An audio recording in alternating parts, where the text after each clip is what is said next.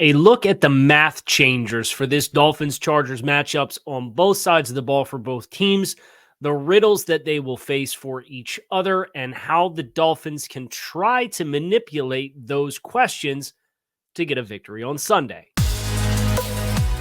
You are Locked On Dolphins, your daily Miami Dolphins podcast, part of the Locked On Podcast Network, your team every day. All right, Miami. Welcome to another episode of Locked On Dolphins. It's your team every day here on the Locked On Network. Today is Wednesday, September 6th, 2023. I'm your host, Cal Krabs, a lifelong Miami Dolphins fan, host of Locked On Dolphins, co-host of Locked On NFL Scouting. You can find our shows on YouTube or wherever you listen to your favorite podcast. Tip of the cap to our everydayers here on the Locked On Network. Today's episode of Locked On Dolphins is brought to you by Gametime. Download the Gametime app. Create an account and use code LOCKEDONNFL for $20 off your first purchase on last-minute tickets with the lowest prices guaranteed. Today on the show, exploring the realm of math changers from an NFL perspective. And this is a theory that Joe Marino and I, throughout the course of our journeys together in studying NFL teams and doing NFL draft evaluations for the better part of a decade together, it's been a term that we're quite fond of. And there's good players, there's great players, and then there's math changers.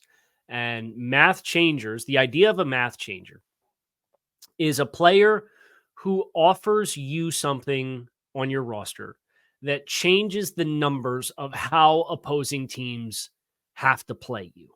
And this, of course, cuts both ways. The Dolphins have their own math changers, and the Chargers have their own math changers as we get ready for this contest. And the objective today is to look at who are the players who are going to be on the field who change the numbers for the opposing side. And that could be a running back. It could be an offensive lineman. It could be a defensive lineman. It could be a wide receiver. It could be a quarterback. It's the players who, what you would draw up on the chalkboard, it's not necessarily going to work that way because of the supreme talent and special ability of the players in question. So we're going to start with the Dolphins defense versus the Chargers offense. The first thing you have to do is you have to identify who are the math changers on either side of the football when the Chargers have the ball. When the Chargers have the ball, I think there are three cornerstone players you can point to as math changers, and then there is another player who is, in my mind, fringe. I don't know that you would say that there's been the consistency necessary to classify him as a bona fide math changer, but I would say Rashawn Slater at offensive tackle, Justin Herbert at quarterback, and Keenan Allen at wide receiver are math changers. Now, the question for Miami is how do you mitigate the challenges that they present, and they have their own math changers that they can implement. I would say Jalen Phillips and Christian Wilkins are math changers up front, and Javon Holland is a math changer. I think a healthy Xavier Howard has the case to be made to be a math changer, of course, with his ball hawking capabilities, but I think the Chargers fringe player is Mike Williams, because Mike Williams, from a math changing perspective, 50-50 balls aren't 50-50 balls when you're throwing them to Mike Williams. But I do think the first element of this matchup, if I'm Miami, is I'm probably putting Howard on Mike Williams and relying on his coverage ability and his renewed athleticism with him being healthy again to match up. And if you want to call that a wash and say, well, it's fringe math changer versus fringe math changer, okay, then you can do that. And then it becomes 3-on-3, Wilkins and Phillips and Holland against Herbert and Slater and Keenan Allen. And I think what is fun is that there's 3-3. So from the Chargers perspective, how Justin Herbert changes the math is with the combination of the athleticism and the arm strength that he has. The entire field is at access to him, regardless of where he is in his progression, where he is in his drop, and where he is with his ability to extend plays. He can shoot 60-yard ropes down the field, and you cannot fall asleep on him because he might be rolling to his left, but he has the arm strength to get that ball there, and you cannot take that element of his game for granted. So typically, if rules are, hey, he's going to go away from his throwing arm and get off his spot, you can kind of squeeze and compress the field a little bit. You have to be a little bit more resistant in doing that. And that ability changes the math of how you space the field on outside of structure plays. For Rashawn Slater, he's a player who you generally perceive that you can leave on an island against anybody. And that allows you to manipulate your protection, where you may slide your protection towards a stud pass rusher. If you have Rashawn Slater on the field, you can say, we're going to let you operate in a one-on-one situation and trust you in the same way that the Dolphins would probably hope Xavier Howard would handle Mike Williams. We will trust you to lock this down and create a net neutral, because a net neutral against a stud pass rusher with a stud offensive tackle is a win for the offense. So I think that's where Rashawn Slater really creates his value, is what he allows the Chargers to do in protection, in turning the center and potentially your left guard away from him, from allowing that extra eligible to get out into routes instead of having to sit and chip on a defensive end and then just be relegated as a check down. And then I think from Keenan Allen's perspective, the math changing ability is, it's really hard to just man him up, because he's such a good route runner. He's an elite route runner. He is top shelf in the NFL with his ability to run routes and create separation. Now, I think there is some question to be explored with Keenan Allen. Is he as twitchy and explosive as he once was? But guys who are elite route runners like this usually age fairly gracefully, because it isn't about the athleticism. It's about setting up my break. It's about selling you something and then doing something else. Well, from Miami's perspective, you have the potential to put another math changer on math changer and say, okay, Rashawn Slater, meet Jalen Phillips, and we will bet on our guy to beat your guy. Or you could say, hey, Bradley Chubb, you're going to have the absolute bear matchup, and we want you to stress Slater in the ways that you can, but we're going to take our math changer and put him on the other offensive tackle. Well, that's a decision the Dolphins have to make. And if it were me, I think Bradley Chubb is a good enough player that he could still challenge and create wins against Rashawn Slater. I would want Jalen Phillips rushing against Trey Pipkins. Personally, I would want the math-changing player on defense to be going against a player who's an adequate level starter at the NFL, but he's not an elite player. And the reason why is now the chess match has to go both ways. What Rashawn Slater gives you on one side of protection, if you have a math changer on the other side of the line of scrimmage coming off the other side, well, now suddenly you might feel obligated to leave that back in and run more six-man protections. And now you can't stretch and space the field to the same degree for in-rhythm passing, because the back is not the fifth eligible who's out in space. So now you might be running with four eligibles and then a late check down. You might leave the back in altogether. You might leave the tight end in altogether. So that for me is, I think from Miami's perspective, where I think there's value in saying, hey, we're going to let the guy who is our best pass rusher, and I think that is Jalen Phillips, rush off the side against the lesser tackle, because I think you run more of a risk of having your own math-changing player be eliminated if you put him against Rashawn Slater. Now, Christian Wilkins in the middle, he's got Zion Johnson and Jamari Salyer as your guards. Now, for Miami, you'll see Raekwon Davis in the nose lined up over Corey Linsley. Linsley's a quality starter. I think that's a matchup the Chargers would probably like. But I do think both the guard spots are where Zach Sealer and Christian Wilkins can really challenge. I think from Christian's perspective, as a run game defender is where he changes the math. If you're going to leave him in a one-on-one situations, he's too good at the point of attack to expect to consistently run at and have success. He can get into gaps. He can penetrate. He can lock, peek, shed. He can get off of blockers. He can discard you with his hands. And I think for Miami's perspective, I don't think it really matters as much as Jalen Phillips does with Christian Wilkins. I like the matchup either way against either Zion Johnson, who Christian had some really, really good reps against last year, or against Jamari Salyer on the inside. So that's the chess match. I did not mention Javon Holland. I think where Javon Holland changes the math is with his versatility. He can play high post. He can play half field coverage. He can play in the nickel. His versatility changes the math for getting up and having a pre-snap picture. And that compounded with what Vic Fangio attempts to do defensively with this vanilla presentation of his defense. I think that's why we're all expecting to see Javon Holland have more of an impact this year, because there's no personnel tell with Javon Holland in alignments because he can do so much and he can do so many different things. So it's not a matter of, okay, 8 is lined up in the overhang, we're probably going to get this coverage. I think you have the potential to see a lot of really exotic rotations from this Dolphins defense that might fly in the face of traditional conventional wisdom with less dynamic players in those spots. So I think there's a chess match on the back end. I think there's a cognitive decision to be made on who you have Jalen Phillips rush against that would impact the Chargers' ability to space the field. And then there is the interior game with Christian Wilkins, which you're hoping forces the Chargers to do what they did last year and be one-dimensional. You just want to have more success when you have to play coverage against the Chargers versus what happened last year.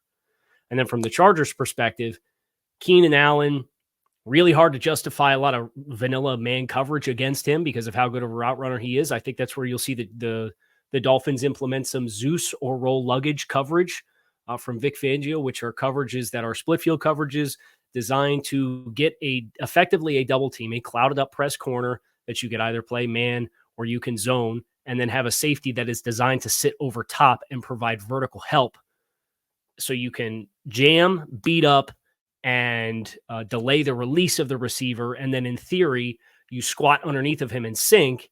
And then there's the safety over the top to bucket and catch whatever stem you end up getting, but the timing will be disrupted.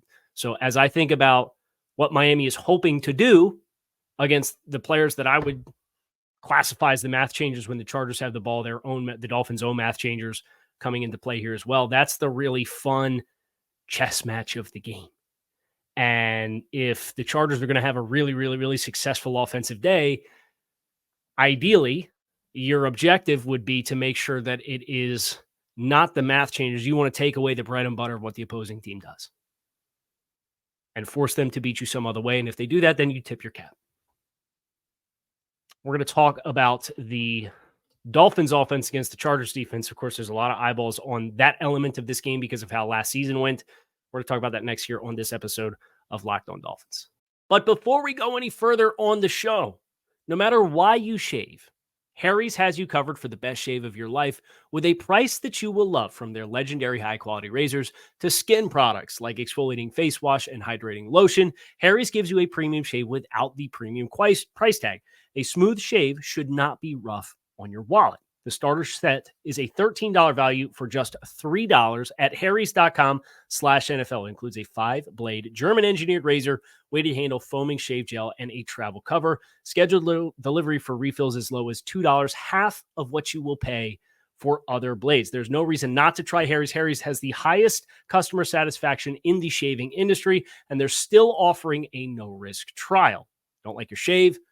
No worries. It's on them. Get your best shave this summer with Harry's razors and skincare products. Get a $13 starter set for just $3 at harrys.com/NFL. That's harrys.com/NFL for a $3 starter set. So when the Dolphins have the football, who are the math changers for this game?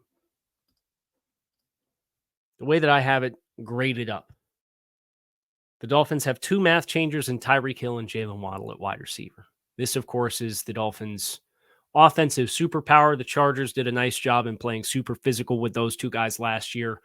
There were a number of tough catches over the middle of the field and tough catches in traffic in which those 2 guys did not have a lot of separation, and there was a lot of tight window throws within the first 15 yards downfield. Tyreek Hill did have the 60-yard touchdown reception, beating Michael Davis, who slipped in the coverage for one of the Dolphins' touchdowns. Of course, Tyreek Hill had the other one on a fumble that was returned for a touchdown in the first half. So kind of a weird game in that regard. But I would definitely classify the duo of Hill and Waddle as a duo of math changers. There is the potential of another math changer, I think, playing offensively, and it's Teron Armstead. If he's out there, of course, and we've all seen the metrics, we've all seen the impact, we've all seen the pass rush efficiency, we've seen the pressures and the sacks and the yards per play. If Teron Armstead's out there, it is a win for the Dolphins. It is. There's no sugarcoating. If Teron Armstead does not play in this football game, then you are, I think you have a higher floor than what you did last year, because once Austin Jackson went down and then Teron Armstead went down and you had Greg Little and Brandon Shell as your starting tackles at stretches last year, I think Kendall Lamb's a higher floor player than, quite frankly, either of those two tackles last year that were just mentioned. But if you want to change the math, especially with a duo of pass rushers for the Chargers that you can make a case to be math changers themselves, I think the Chargers have three math changers on defense. I think it's Khalil Mack, Joey Bosa, and Derwin James. Bosa dealt with some injuries last year. Khalil Mack didn't live up to his sterling reputation, but we are entering into week one, and these teams are as healthy as they're going to be with the players that are on the field all season long. So from Miami's perspective, even with Teron Armstead, you're still, just like the Chargers, when the Chargers have the ball, going to have a pass rusher potentially going up against a adequate level starter, and that's probably as high as you'd put Austin Jackson based off what we've seen. Now, there's been some promising signs of growth in the preseason, but I'd put him back into an incomplete evaluation bucket with just how little he played last year. This is technically his third season because he played, 80 snaps in 2 games last year, and that's it. So, bit of an unknown at that tackle spot. I think Austin probably gives you some better appeal in the run game than what Brandon Shell did last year, but from a pass protection standpoint, you're not liking that matchup either way. And that's a math changer on the other side. For those same reasons that Jalen Phillips is, your protection usually sends extra bodies of the way of either one of those two players in Khalil Mack and Joey Bosa. The problem is they have both of them on the field. So I don't think here's where the math changing elements of Tyreek Hill and Jalen Waddle can help negate the math changing elements of Joey Bosa and Khalil Mack. And we've talked about this a little bit throughout the course of the offseason. With the dynamic speed of those two players, what you can do is you can space the field with fewer players in the same way that you would if you were running empty protections or 4-man out into eligibles, which means, hypothetically, you can run out of 12 personnel or 21 personnel and have Alec Ingold in the game and have 2 wide receivers on the field that are Jalen Waddle and Tyreek Hill. You can have a tight end on the field, and you can have 2 backs. And with those 2 players in 10 and 17, their speed element can space the field and command respect as if you were in 11 personnel, hypothetically, or sometimes if you were, depending on if you put them on the same side of the field versus different sides of the field, you can space it like 10 personnel, where you really get a lot of space. And what that does is allows you to keep extra bodies in protection. I think you have to throw extra bodies if you're going to hold the ball. What we know about this Dolphins offense, they like a lot of play action pass. They like a lot of horizontal flow. You'll see some power pass action where they will pull the guard. And that's what we saw try to happen in the preseason when Will Anderson blew up Skylar Thompson. It was a power pass where the guard is looking to pull this backfield penetration from the defensive tackle. The guard never gets out there. Will Anderson, it's a free run at the quarterback. I would personally, I'd throw those plays in the trash this week. I would not do them. For me, it is not worth trying to sell power run, play action pass with pulling guards blocking on the edge against these 2 guys. Because in isolation, if you had just one of them, you could do it away from that player and send all of that horizontal flow in the direction of that math-changing defensive end that changes the math because you want to send extra players that way. Extra bodies, extra traffic. But then you're leaving a math changer on the backside with a pulling guard and a tight end. And the guard that's pulling is coming from the other side of the formation. It's just a really, really high risk look that I would not run. Now, if you want to run weak zone lead or outside zone lead, and you want to run the ball at these guys with a fullback lead that's helping to double and create movement on that player, and then you want to play action off of that, and you want to run lead action off of that, I think that's a little bit more of an appealing world for me to live in. And when you want to run the ball, you want to run long trap, and this is courtesy of Bobby Peters' 2022 Miami Dolphins Complete Offensive Manuals. Excellent study for those of you who are interested in the X's and O's of this offense. If you want to run long trap and you want to use a guard to kick out that defensive end that's either Joey Bosa or Khalil Mack, and you want to create all that extra wash on these players like Joseph Day and Morgan Fox and Austin Johnson and get up into the lap of linebackers like Kenneth Murray and Eric Kendricks, I think that offensive line having that kind of wash and then a kick out from a guard who kicks out in the run game, I think is a much more appealing element. Now, the challenge, of course, is if you're going to have that run action in, you'd ideally like to have some play action passes off of that. How about some screen passes off of that? I think the Dolphins negating the math-changing components of Mack and Bosa as a pass rush duo is really going to be rooted in the scheme of what the Dolphins do, although the talent of the two wide receivers does allow you to space the field as if you had more players out on the field because of the respect that they command. Now, if the Chargers come out and say, well, we're not really going to respect it, we're going to crowd you like they did at times last year, I think that's where you'll see some bunch sets. You'll see jet motion. You will see the Dolphins creating more rubs over the middle of the field to try to create runaways against man coverage. And that's, or you can get the backs more involved in the passing game. I think those are the elements for Miami that have to be different. We'll talk about the additional math-changing element of defensive back Derwin James before we get to some updates on the depth chart, which the Dolphins dropped one yesterday and everybody lost their minds over here today on Locked On Dolphins. Perhaps you want to go to the game. You want to get in on some of this action yourself. It is, of course, football season. It's a very exciting time. But you hate the production of getting ready to go to games. Gametime has you covered. Gametime is the fast and easy way to buy tickets for all the sports, music, comedy, and theater near you with killer deals on last-minute tickets and their best price guarantee. You can stop stressing over the tickets and start getting hyped for all of the fun that you're going to have. It is the fastest-growing ticketing app in the country for a reason. They allow you to see images of your seat so you know exactly what you're signing yourself up for when you put your butt in a seat at an event. You can buy tickets in a matter of seconds, 2 taps, and you are set. And tickets are sent directly to your phone, so you never have to dig through your emails while you're trying to work your way through the kiosk. Snag tickets without the stress at Gametime. Download the Gametime app, create an account, and use code LOCKEDONNFL for $20 off your first purchase. Terms do apply. Again, create an account and redeem code LOCKEDONNFL for $20 off. Download Gametime today. Last-minute tickets, lowest prices guaranteed.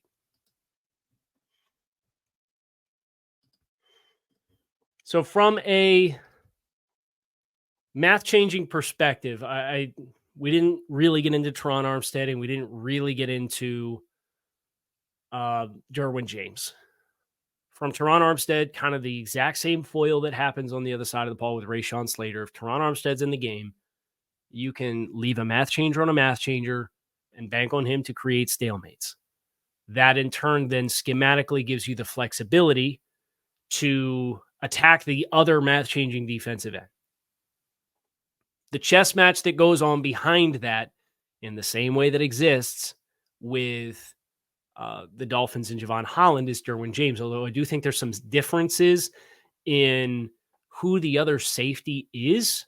Alohi Gilman as the other safety for the Chargers is a player who has traditionally been a little bit more like Brandon Jones. We'll see if when Brandon Jones played for Brian Flores. We'll see what Brandon Jones looks like, assuming he gets out on the field on Sunday against the Chargers. But I do think Deshaun Elliott does probably give you a little bit more versatility than what Alohi Gilman does. So that's where I think you just have to get up to the line of scrimmage and identify where Derwin James is. Is he going to be on the roof of the defense? Is he going to be on the second level? Is he going to be walked up, mugged up on the line of scrimmage?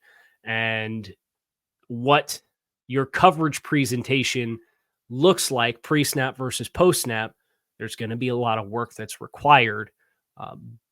And the challenge for Miami is going to be not falling into the trap of setting your call completely.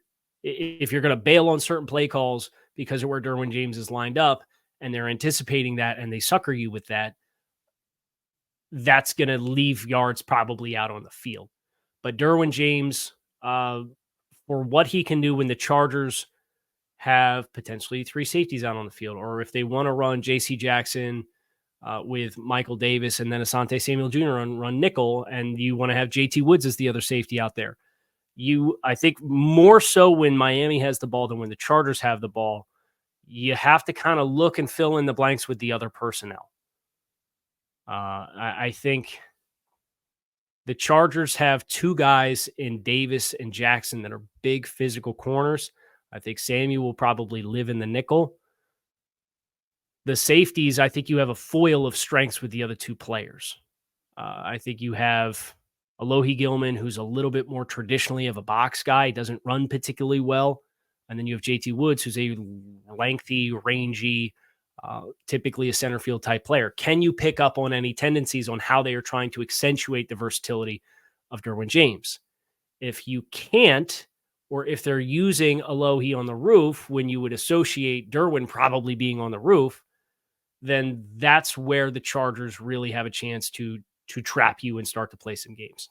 So it's interesting that both of these, I actually look at both of these teams and I see a significant amount of parallels between the potency of the offense, the wide receiver duo. You look at the long-time struggles with the offensive line that you're hoping are fixed, and there's been progress on both fixing. There's young quarterbacks with very different strengths and weaknesses, respectively, on either side of the ball. The defense, you have standout pass rushers. You have depth in the secondary. You have athletic linebackers. These are 2 teams that I expect will be playing mid-January in the postseason. It's my expectations for both teams. Now, of course, this is a super high leverage game that may come down to wild card seeding, just like it did last year when these teams met late in the year. If Miami doesn't lose the playoff game or lose the game to LA last year, if they win that head-to-head, they're going to Jacksonville to play the Jaguars instead of going to Buffalo. So, as they will have beat Baltimore and Los Angeles last year had they won that head-to-head. So there's a lot at stake here, which is why I think everybody's kind of on edge and on pins and needles to get the season started, which is probably why some people lost their minds over the depth chart that dropped. And the depth chart came out yesterday, and Liam Eichenberg was listed as the starting left guard. I'll believe it when I see it. In the same way that Mike McDaniel was asked about Teron Armstead and said he was pretty uncommittal, but that Teron was progressing nicely, the Dolphins are going to look for, in a game in which both staffs are kind of flying blind before the start of the season, not tape from this year's iteration of teams, every competitive advantage that you can get. I cannot imagine an evaluation process that leads to Liam Eichenberg being the starting left guard for this football team. There's not one that exists. So until the Dolphins take the field on Sunday afternoon and Liam Eichenberg lines up with the ones, I don't believe it. And I believe it is just setting the Chargers up to have to prepare for both options. And that, in turn, is an attempt at a competitive advantage in the same way that, Teron's progressing well. We don't know if he's going to play or not.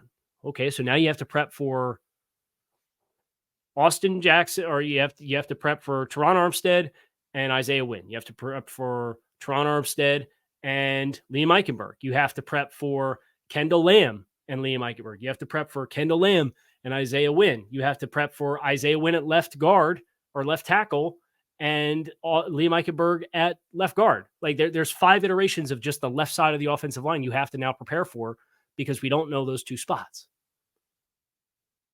Now, if we take the field and it's Teron Armstead and Liam Eichenberg, I'll take the L.